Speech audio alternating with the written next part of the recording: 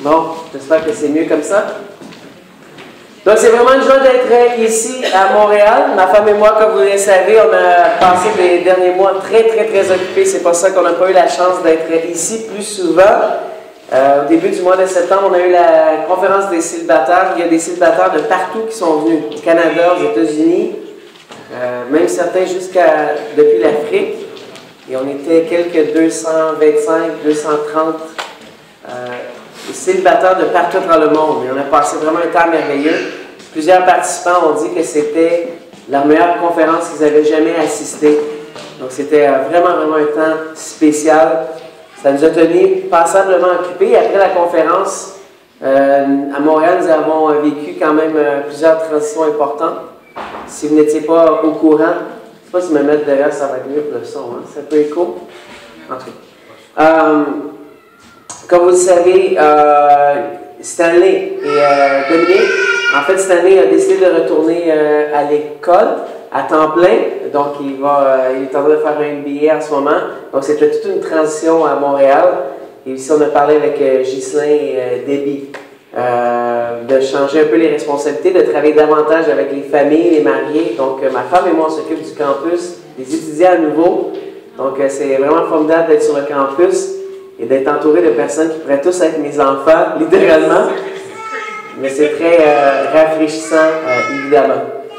Donc, dans les prochaines semaines, on va être aussi très occupés. On doit aller en Europe pour 2 semaines, en France, Belgique, en Suisse. Donc ça, c'est très encourageant pour encourager les églises là-bas, encourager les églises. Il y aura une réunion à Toronto, je vais en parler avec Diego, Paolo pour les dirigeants. Ça va être bien si certains peuvent venir de Québec. Et aussi un peu plus tard, au début de l'hiver, à Winnipeg, dans l'Ouest canadien, où il fait très froid là-bas, surtout l'hiver.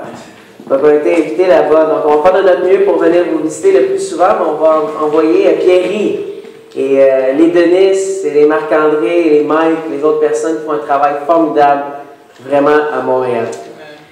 Ce matin, Diego m'a demandé de partager un peu sur mes réflexions de 2e épître aux Corinthiens. Donc, je vous invite à ouvrir vos Bibles en 2e Corinthiens.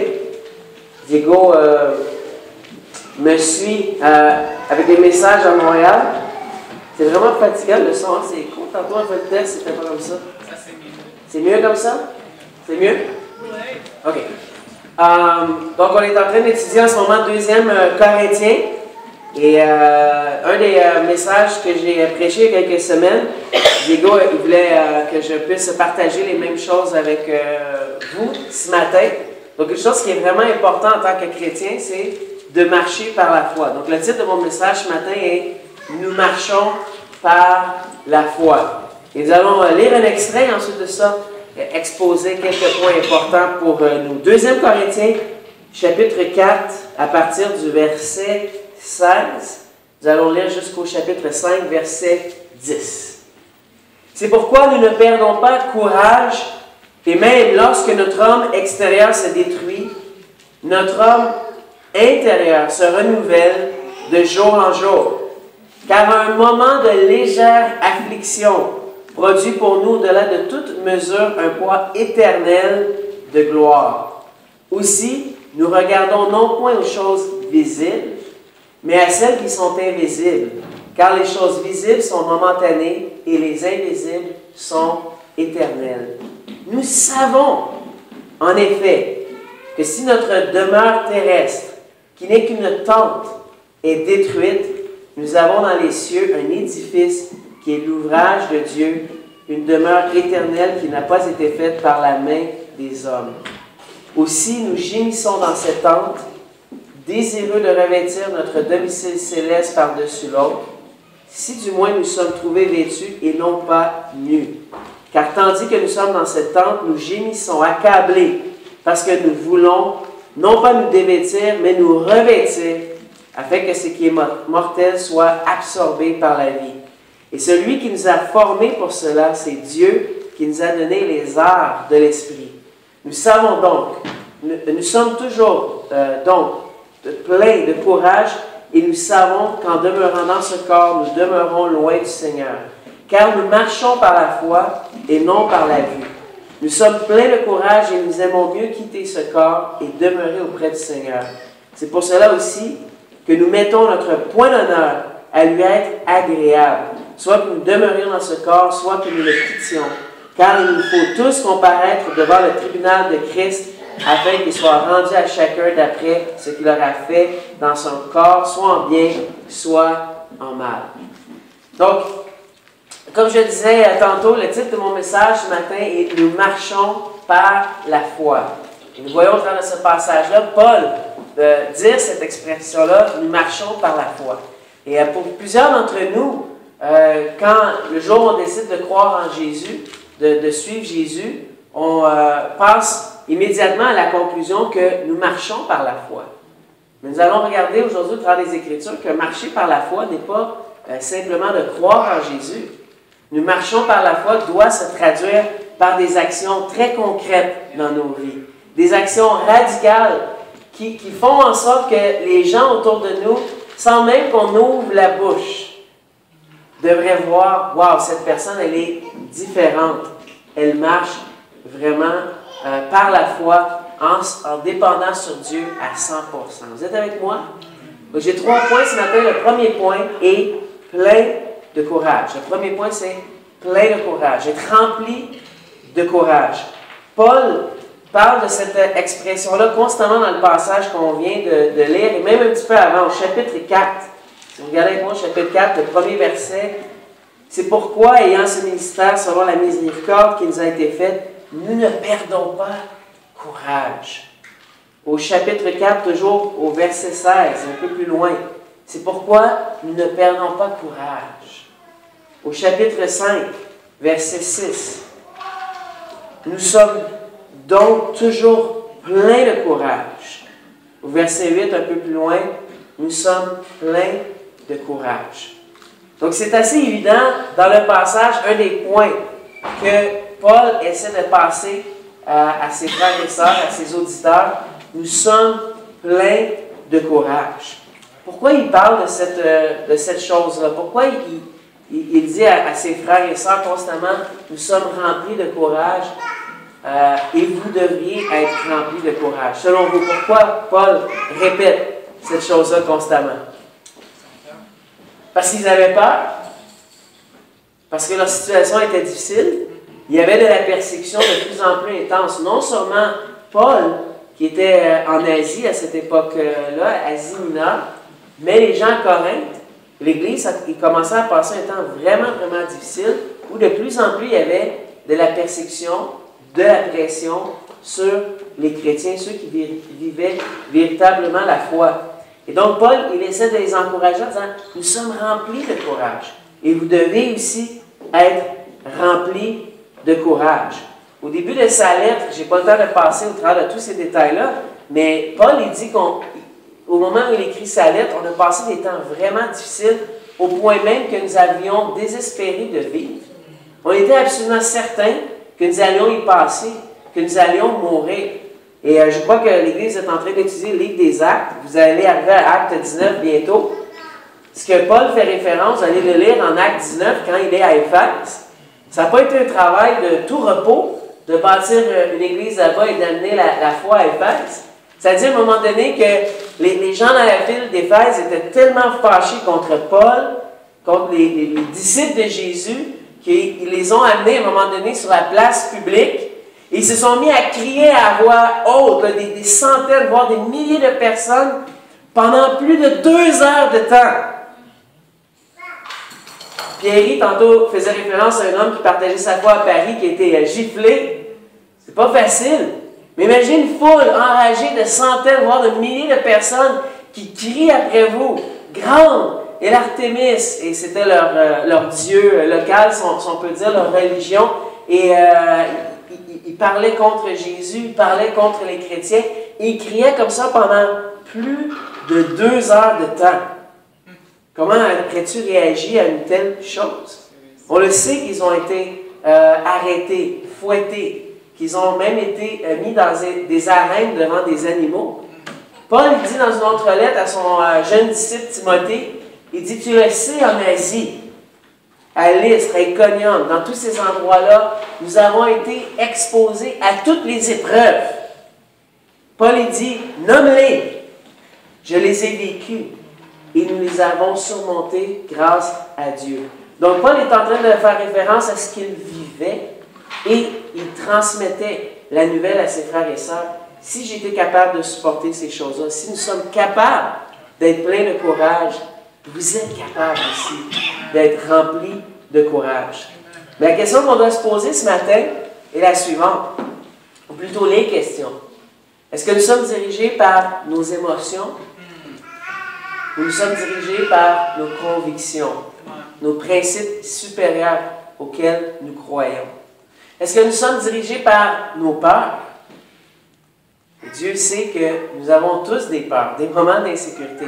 Sommes-nous dirigés par nos peurs ou nous sommes dirigés par l'Esprit Saint de Dieu? Paul dit, nous vivons des émotions. Nous avons peur, terriblement peur, au point même que nous pensons que nous allons mourir. Mais nous ne nous laissons pas diriger par nos émotions, par nos peurs, mais par nos convictions et par l'Esprit Saint de Dieu qui est en nous. Donc, ce que j'aimerais parler dans un premier temps, c'est l'idée d'avoir du courage. Qu'est-ce que c'est avoir du courage? En fait, le courage, il y a la même racine. D'où ça vient? C'est le même mot que cœur.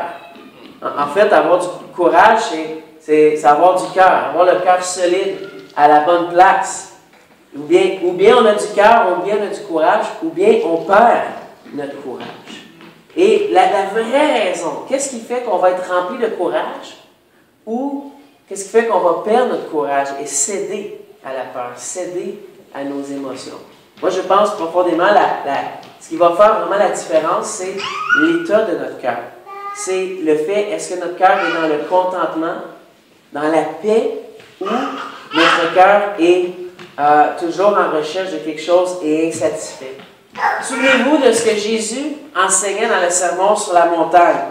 Là où est ton trésor, là aussi est ton cœur. On connaît le passage.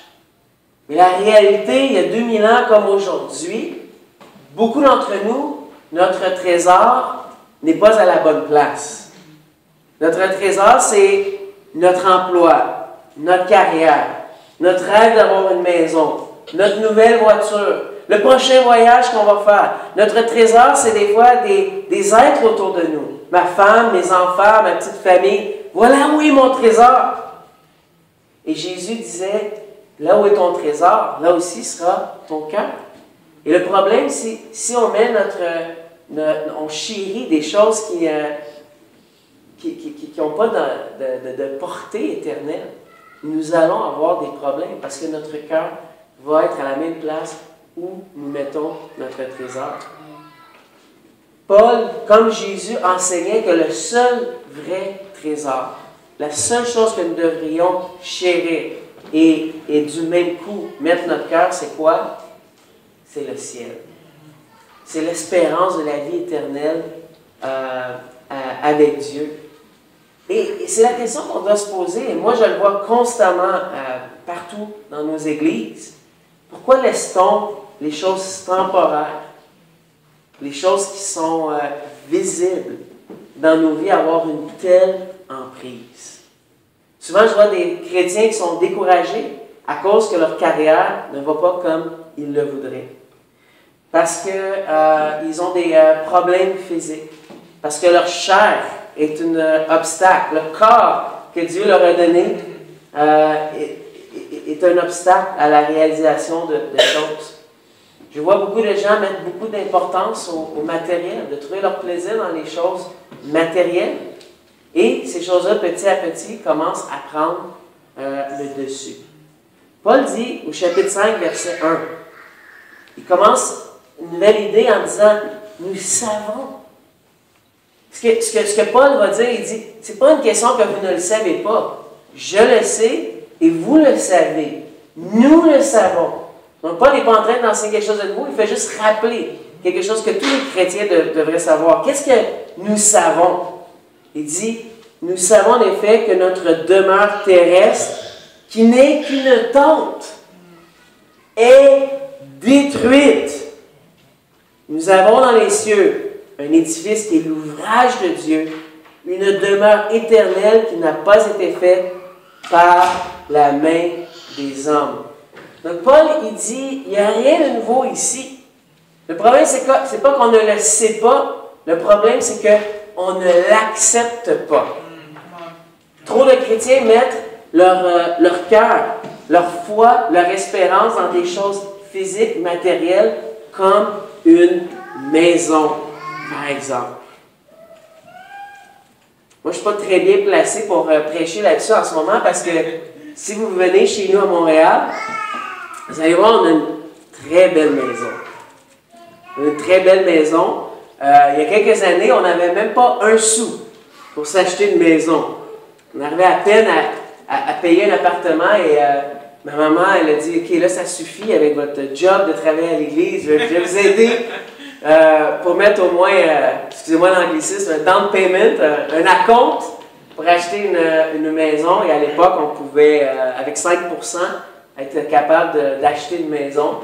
Et les taux d'intérêt étaient très bas. Et on a choisi des quartiers de Montréal qui c'était très, très bas, les prix de la maison. Et finalement, on a trouvé une belle petite maison, 167 000, pas trop, pour faire avoir une petite hypothèque. C'est pas une maison qui était en bon état, on pourrait dire. Mais comme j'ai appris toute ma vie à travailler de mes mains, je disais, pas de problème, on va s'occuper, on va remonter cette maison-là. Et donc, on a acheté, grâce à l'aide de maman et le travail qu'on a fait, une maison. Et petit à petit, on l'a acheté.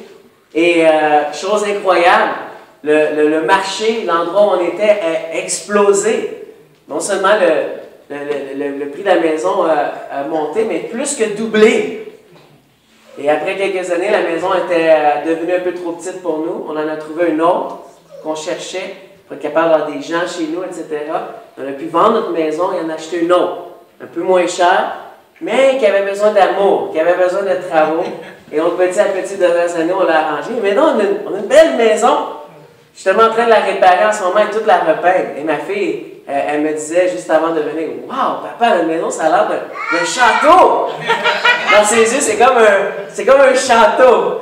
Bon, je la regarde, puis effectivement, je dois quand même dire, c'est pas une maison qui est immense, mais elle est très, très belle. Et c'est facile. Je peux voir la tentation facile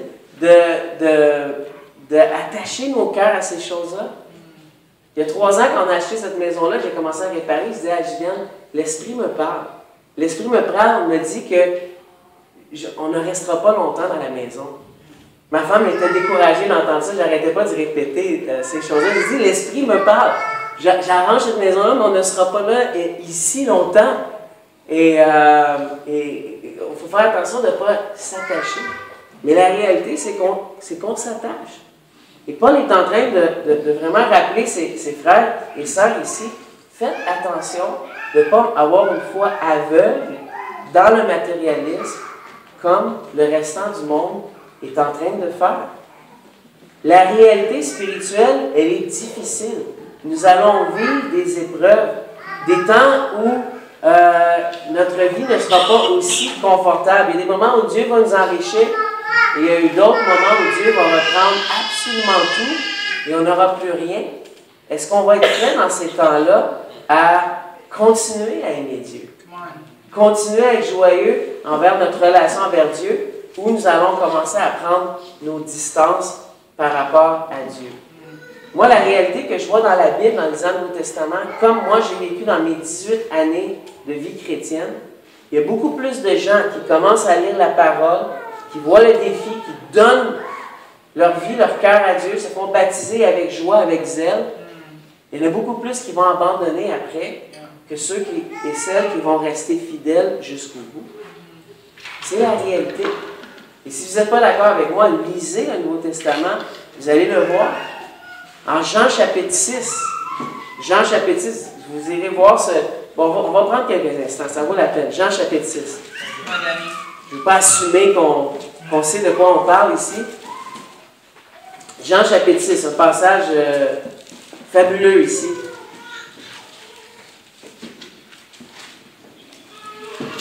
Jésus vient juste de l'autre côté de la mer de Galilée, l'autre côté de où il était, à Capernaum. Il vient de prêcher et d'accomplir un grand miracle, multiplier les pains, nourrir des milliers de personnes. Et après ce miracle, il envoie ses disciples, il continue à enseigner les foules, il envoie les disciples sur la mer. Il n'avait plus de bateau. Et le lendemain matin, les gens cherchent Jésus. Ils veulent plus de pain. Et ils ne voient plus Jésus ni les disciples. Ils ne comprennent pas ce qui s'est passé. En fait, on voit qu'est-ce qui s'est passé. Jésus a traversé la mer à pied. Il faut le faire quand même, marcher sur l'eau. Il n'a pas juste marché sur le bord, il a traversé une mer au complet. Il est arrivé de l'autre côté. Et ils ont cherché Jésus. Et quand ils l'ont trouvé, regardez qu'est-ce qu'ils disent et comment Jésus répond. Jean 6, verset 25. Ils le trouvèrent de l'autre côté, Jésus, de la mer, et lui dirent, Rabbi, je veux dire maître, quand es-tu venu ici?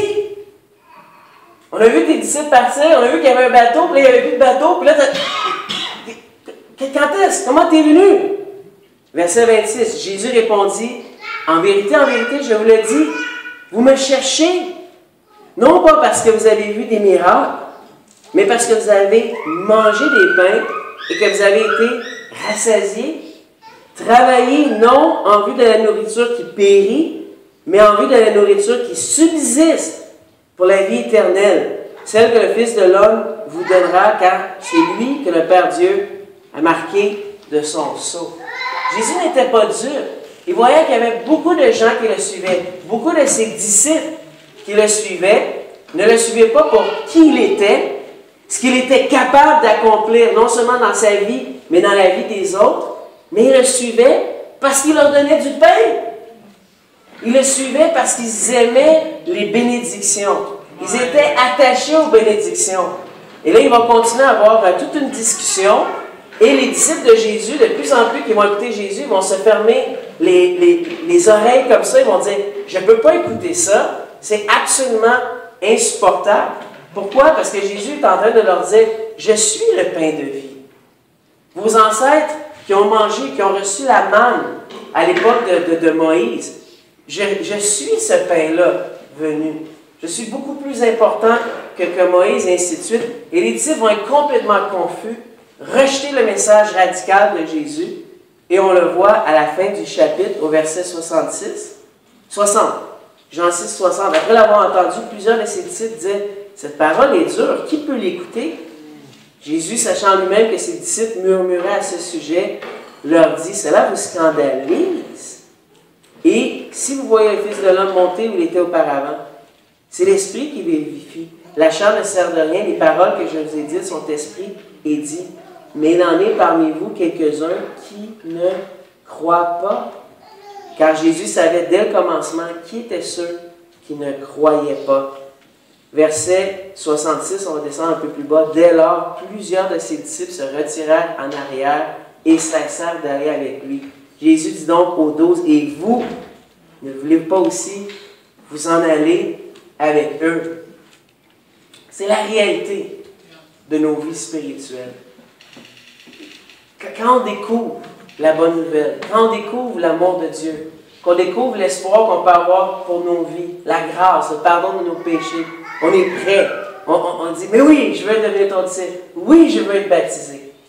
Mais quand la réalité de la vie arrive vraiment, où on est devant une situation qu'on ne sait plus comment réagir, c'est trop grand. On perd le courage, on se décourage. Pourquoi? Et ça va m'amener à mon deuxième point. Les disciples marchent trop souvent par la vue et non pas assez par la foi avec Dieu. Mon deuxième point, nous marchons par la foi. Nous marchons par la foi. Vous êtes avec moi toujours? Oui. La première initiation que j'ai eue malheureusement avec l'idée de marcher par la foi ne venait pas de la Bible. J'étais tout petit, j'étais un jeune gamin. C'était un film extrêmement populaire ici, en Amérique. Je ne sais pas pour ceux qui viennent de l'Afrique et ceux qui viennent de l'Amérique du Sud, vous avez même entendu parler de ce film. J'imagine que oui. C'est La Guerre des Étoiles. Ah oui. Wow! Quand j'étais garçon, La Guerre des Étoiles, il n'y avait pas d'autre chose que ça. Je voulais devenir un Jedi. Et surtout le premier film, quand on voit cette espèce d'ermite qui vivait dans les montagnes, Obi-Wan Kenobi, le vieux Ben, qui rencontre le jeune Luke Skywalker, qui lui démontre les débuts de la foi. Vous vous souvenez, un des premiers exercices qu'il lui fait faire, il met un casque sur la tête avec une visière. Et en fait, la visière, elle est complètement opaque, il ne peut pas rien voir. Quand il met le casque, le jeune Luke, il dit, mais qu'est-ce que tu fais? Je vois rien, je suis aveugle. Il dit, calme-toi, je veux t'enseigner à prendre la force. Et c'est avec ce casque, cette visière, qui ne pouvait plus dépendre sur la vue, qu'il a dû dépendre plus sur quelque chose d'invisible qu'on appelle dans le film la force. C'est un peu la même chose dans notre vie chrétienne. On aime vivre notre vie chrétienne quand on a le contrôle, quand on voit les choses. Oui, je vois. Mais quand Dieu veut remettre cette visière-là devant nos yeux pour arrêter de voir avec les yeux, qu'on dépende sur Dieu, qu'on ait la foi, c'est là que beaucoup d'entre nous avons un problème. Comment on perd le contrôle comme ça? Comment on arrive à grandir dans notre foi et dépendre sur Dieu? On va retourner en 2 Corinthiens. 2 Corinthiens, chapitre 4 et 5, comme on regardait tantôt.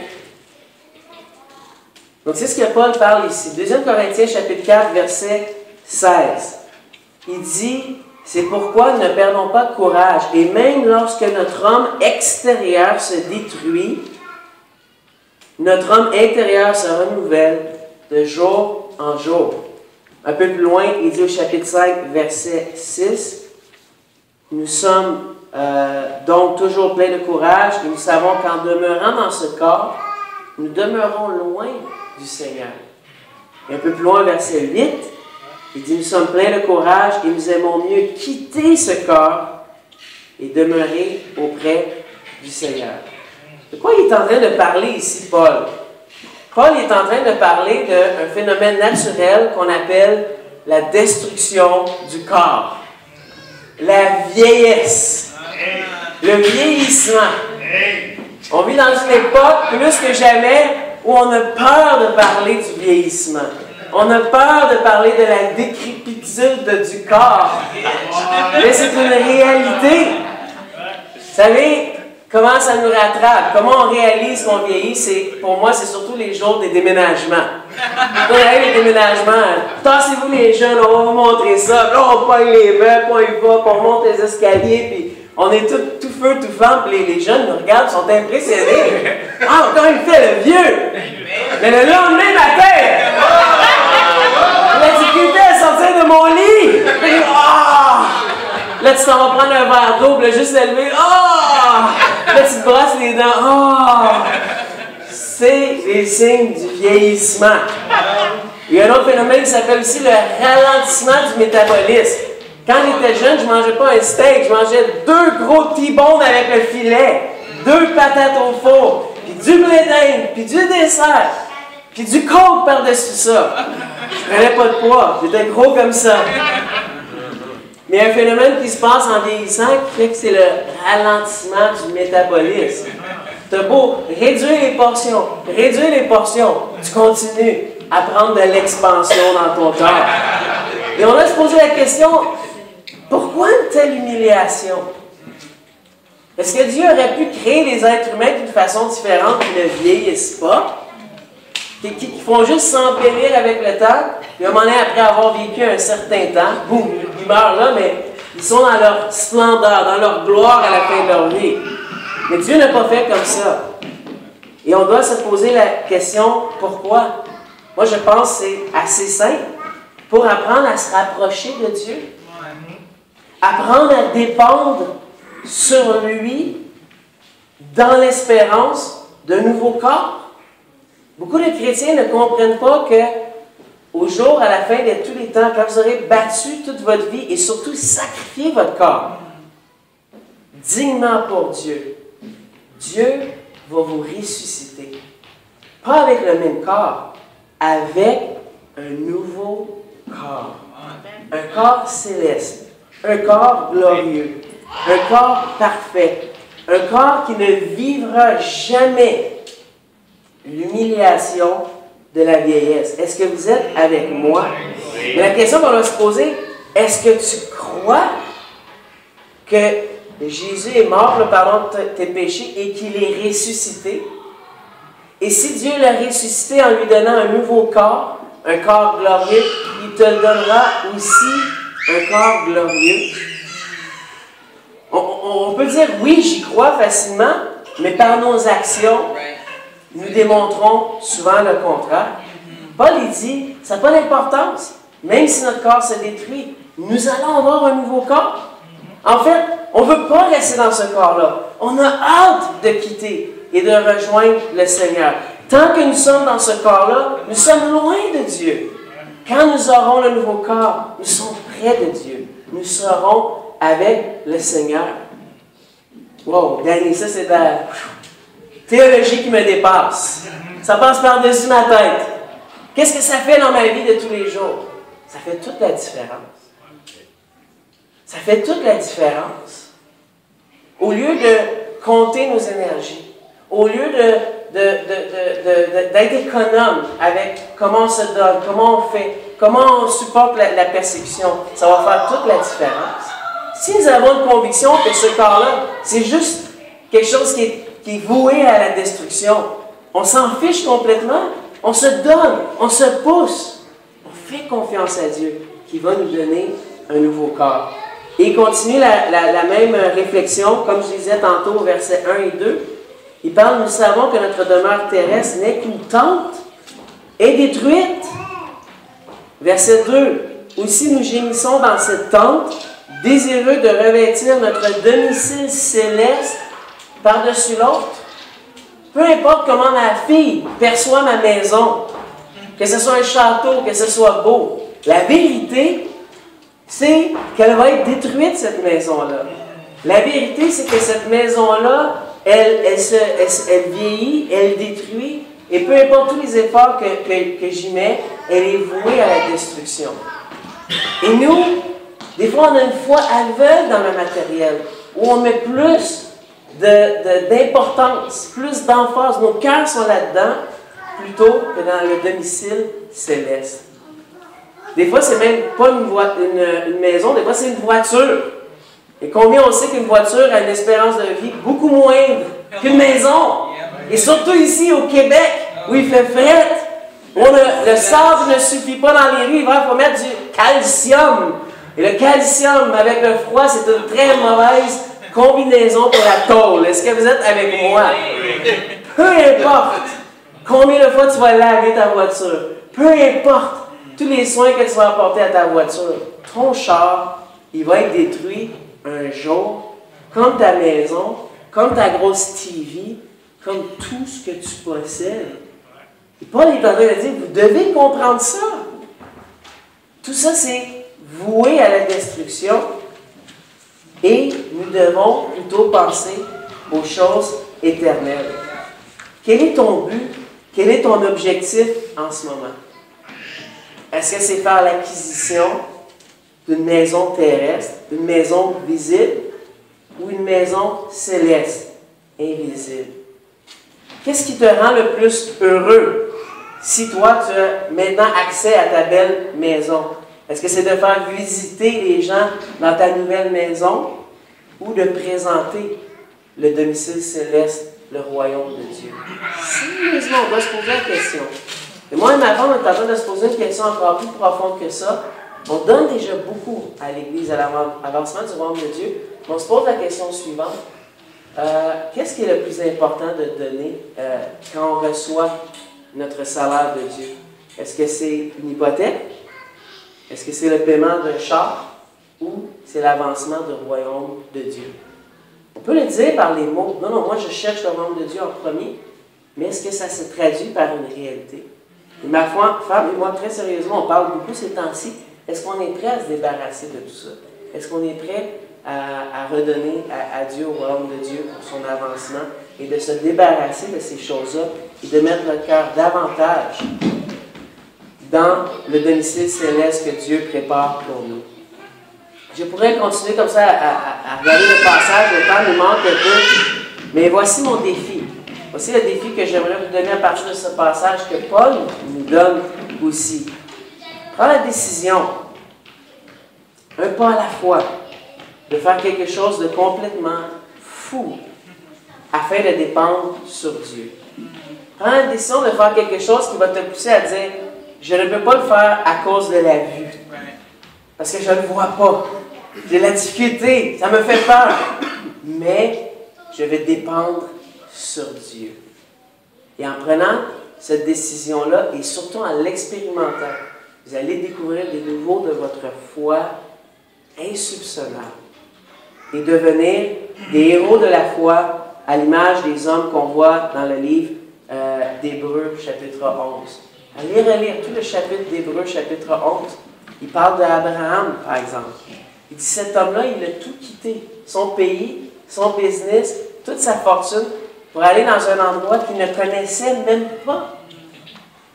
Et l'auteur d'Hébreux fait la réflexion, il dit, un homme comme ça n'est pas fou, n'est pas stupide, mais il démontre une chose, que sa vraie maison, son vrai domicile n'est pas ici sur terre, mais il est dans les cieux.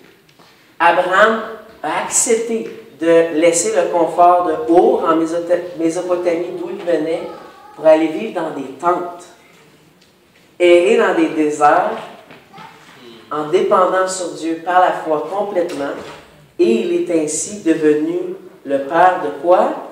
De la foi. Pas de la croyance superficielle, de la foi. Moïse a fait la même chose, on voit ça en Hébreux chapitre 11. Il avait accès à toutes les meilleures écoles en Égypte, toutes les richesses. Il avait été adopté par la fille du Pharaon. Pharaon, là, c'était à l'époque comme les riches du Moyen-Orient avec des puits de pétrole qui sont milliardaires et qui ne savent pas quoi faire avec leur argent. Il était adopté par la fille du Pharaon. Et quand il a découvert, quand il a compris que ses origines étaient juives, il a décidé, avant même de connaître Jésus, de vivre comme Jésus, d'aller vivre à l'extérieur, risquer d'être persécuté, tout perdre, devoir aller en exil dans un désert. Pourquoi? Parce qu'il était fou? Non, parce qu'il avait appris à ne pas vivre selon la vue, mais selon la foi. Et il est devenu, pour les Juifs, le premier Messie, le premier sauveur qui les a libérés de l'esclavage des Égyptiens. Vous êtes avec moi? Oui. Donc c'est la question ultimement qu'on doit se poser. As-tu la foi? La vraie foi? Est-ce que tu dépends sur Dieu? Est-ce que tu marches selon la foi ou selon la vue? Troisième et dernier point. Nous allons lire les derniers versets que j'ai lus tantôt, 2 Corinthiens chapitre 5, versets 9 et 10. Le titre y est dans les versets. Le troisième point est « Pour lui être agréable ». Pour lui être agréable. Verset 9. C'est pour cela aussi que nous mettons notre point d'honneur à lui être agréable. Soit que nous demeurions dans ce corps, soit que nous le quittions, car il nous faut tous comparaître devant le tribunal du Christ, afin qu'il soit rendu à chacun d'après ce qu'il aura fait dans ce corps, soit en bien, soit en mal. Mais Paul est en train de parler avec ses frères, il dit ici notre point d'honneur. Dans d'autres traductions en français courant, je pense que ça dit notre ambition dans la vie, notre but, c'est quoi? C'est de lui être agréable. Savons-nous ce que ça veut dire être agréable à Dieu? La question qu'on doit plutôt se poser est la suivante. Est-ce que tes actions sont le reflet de tes paroles? Parce que c'est ça, ultimement. On dit très rapidement, je crois en Dieu. Dieu est souverain. Dieu est bon. Mais quand les moments d'épreuve, les moments de difficulté, est-ce que nous disons toujours, et surtout est-ce que nous agissons, est-ce que nous démontrons que Dieu est souverain, que Dieu est bon? Si on veut être vraiment agréable à Dieu et vraiment démontrer qu'on marche par la foi, même si on a une maladie, même si on a un handicap, même si on a une difficulté, même si on perd son emploi, nous continuons de prier, adorer Dieu en disant il est souverain et il est bon. La réalité, c'est qu'on va vivre des épreuves physiques, la maladie, et ça va être vraiment un point déterminant si tu vas être agréable à Dieu ou si tu vas plutôt chercher ton intérêt. Tes actions doivent être le reflet de tes paroles. Sommes-nous intègres avec la situation de l'emploi, par exemple? Est-ce qu'avoir un emploi compte plus qu'avoir une relation avec Dieu? Je le sais, pour certains à Québec, c'est pas facile d'immigrer, d'arriver ici, d'apprendre une langue, de recommencer en bas de l'échelle. Et je sais que la tentation est grande. Quand on a un emploi, on s'y accroche. Et même s'il faut que je manque les réunions de l'Église, c'est pas grave, je garde ma job. Est-ce qu'on est prêt, comme Abraham, comme Moïse, à dépendre vraiment sur Dieu, lui être agréable, plutôt que de chercher son intérêt personnel? Des fois, on fait face à des défis économiques. Des défis économiques sérieux. Il y a des gens dans cette congrégation comme « Wow, vous avez tout mon respect ». Je dois partager cette anecdote-là. J'étais chez Diego et Grace hier soir. Je suis tellement fier d'eux. Tous les autres. Paolo fait un travail merveilleux, mais j'étais chez Diego hier, puis j'arrive et je dis « Hey, elle est où ta table de cuisine? » Dans le fond, il y avait une petite table de cuisine, on a un petit dîner. Puis là, il me montre de l'autre côté du mur, il dit « Mais mon ordinateur est là-dessus. » Puis je regarde, je dis « Mais tu peux pas avoir un bureau de l'ordinateur et une table de cuisine? Il me semble que c'était assez. » Il dit « On en a une. » Et là, il m'a montré la petite table des enfants, là, Cars, une petite table d'enfants avec des petites chaises. Il dit « On soupe là. » Wow! Wow! Je me posais la question hier, est-ce que je suis prêt à vivre ça? Est-ce que je suis prêt à faire les sacrifices à ce point-là où je vais manger sur une petite table d'enfants puis je vais être joyeux? Et le fait que j'admire beaucoup Diego et Grace, c'est qu'ils restent joyeux dans tout ça. Et ils continuent à donner pour l'avancement du royaume de Dieu. Et je vous l'ai dit, Dieu voit ces choses-là. Et Dieu va bénir. Et à un moment donné, tu te dis, mais pourquoi telle personne est bénie et pas moi? Il faut que tu te poses la question, est-ce que tu marches toujours pour plaire à Dieu ou chercher ton intérêt? Lui être agréable est très différent de plaire au monde ou plaire à soi. Je termine avec ceci au verset 10. Au verset 10, Paul dit ici, car il faut tous comparaître devant le tribunal du Christ, fait référence au jugement ici, afin qu'il soit rendu à chacun d'après ce qu'il aura. Est-ce que ça dit cru? Non, ça dit ce qu'il aura fait dans ce corps. Est-ce que tu crois à cette phrase? Est-ce que tu crois à cet enseignement? Paul est en train de dire, on ne sera pas jugé selon notre croyance. On va être jugé selon ce qu'on aura fait ou pas.